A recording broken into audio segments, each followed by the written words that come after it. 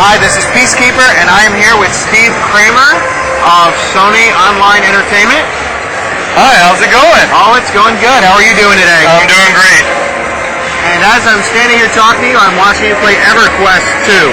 That's right. We're showing Rise of Kunark, which is a new expansion for Everquest II. This is our 4th expansion, and we are very excited to show everybody this because we're trying to bring people into Everquest II, both new and old, and show them some new fun stuff based on great classic content.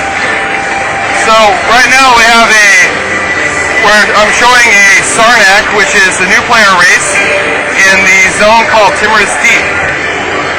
They are a evil race as of now until we further decide whether or not we're going to change that, but right now we're leaning towards that. But it is a neutral area where you can play neutral characters such as Karens, gnomes, humans, and half-elf.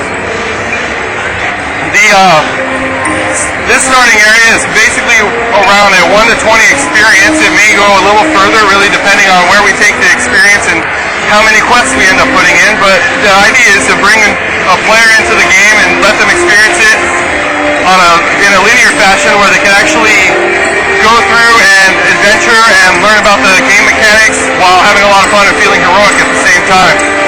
The Sonic is a dragon-like race who can breathe fire and do lots of cool things, like they have very strong legs so they don't take a lot of damage when they fall from long heights. They currently reside in the city of Whirlwind, which is a city built within a volcano within the zone of Timorous Deep. Any player that decides to reside within that city can also live there and have their own housing, and we will have housing for them as well. The rest of the expansion is actually level 65 all the way to 80.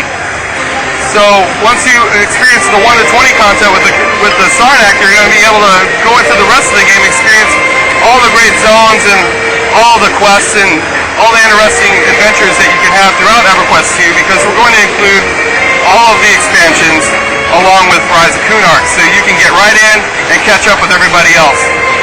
Once you hit level 65, you'll be able to see the rest of Kunark, where you'll enter in at the Kylon Plains and be able to see classic zones that are basically a combination of what you would see in the original Everquest. For example, if you're an original Everquest player and you were really into Kunark, this is a really great place to go to because you'd be really excited to see that the Furiona V is still there, the Burning Woods is still there, and the Dreadlands, but we have combined them all into one enormous zone. We would pretty much estimate that the zone of that size is around the size of 3 Antonicas in our game, around 5 kilometers big. It's very, very big. One of the great features of the expansion is the fact that we're going to have differentiating zone feels through the use of regions. So when you go from, for example, the type of jungle area, when you go into it, you'll see that it darkens and gets a little more dreary, gets a little more murky. The sky darkens and it'll become green, but as you walk out of it into the clear open air of the mountains, the air clears up and the sky becomes blue. Or perhaps when you move into a mountainous region where there's snow, it'll take on a blue tint and you'll see the colors lighten up and really clear up. For example, when you're in the Dreadlands and you head towards Karner's Keep, which is a classic dungeon that we had in Everquest I, which we're reintroducing again, you'll see that it begins to get really stormy as you get closer. The closer you get, the worse the weather gets. It's because somebody is inside there that's doing really terrible experiments, and it's affecting the weather and all of the region around it and basically corrupting it. When you actually go into the zone, you'll see that storming all the time, which is a really cool feel to it. It's like lightning and thunder going on all the time. We're going to have 24 epic quests in the expansion. The epic quests are going to provide epic weapons for every player, which is something an old EQ1 player will probably be really familiar with.